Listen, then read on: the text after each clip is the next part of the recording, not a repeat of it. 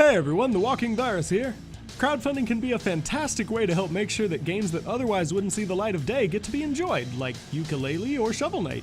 However, there are definitely some pretty grand failures, and they're enough to annoy us all.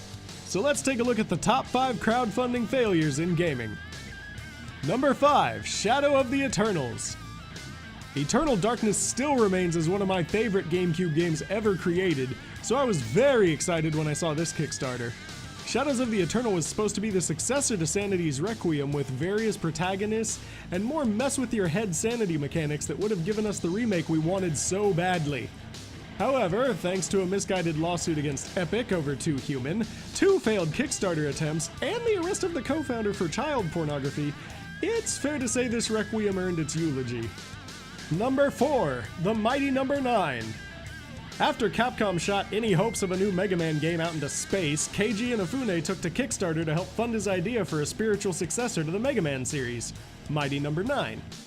The game completely crushed its goal and then started becoming a train wreck soon after. Fast forward through repeated delays, drops in graphical quality, starting 2 other Kickstarter projects in the middle of the already delayed production, and an absolutely terrible marketing setup, and out comes the game as a bland, buggy mess. I don't know what was the exact cause of all the problems, but one thing's for sure, our number 4 pick definitely didn't turn out too mighty.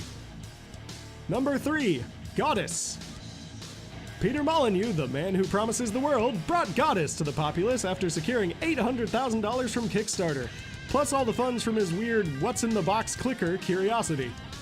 Unfortunately for backers, Molyneux's black-and-white explanation of the Ultimate God game became a little more shades of gray when he pulled staff off the buggy PC version to produce a microtransaction-filled mobile version, and internal sources says this was his plan all along. That wasn't the only internal problem, as employees left in droves before Molyneux announced a wholly new mobile game and completely abandoned the fabled Goddess. Number 2, Space Base DB9. Steam Early Access was supposed to be an exciting new way to get games as they were being produced, and inject some capital into the developers' coffers so they could produce an even more exciting game. Double Fine saw the success of Prison Architect and decided they could do that too, and after games like Psychonauts, Brutal Legend, and The Cave, we all trusted them. So it was quite a surprise that even after recouping their investment in the first 2 weeks, Space Base was released as version 1.0 with almost none of the promised features, gameplay, or story, and the source code was then released into the wild so that players could finish making the game for them. Honorable mention, Ouya. No, it's not a game, but it is a game console. Allegedly. Despite having the largest Kickstarter launch of all time and still holding a spot in the top 10 most funded ever, and over $15 million in additional investment, Ouya never really had a purpose.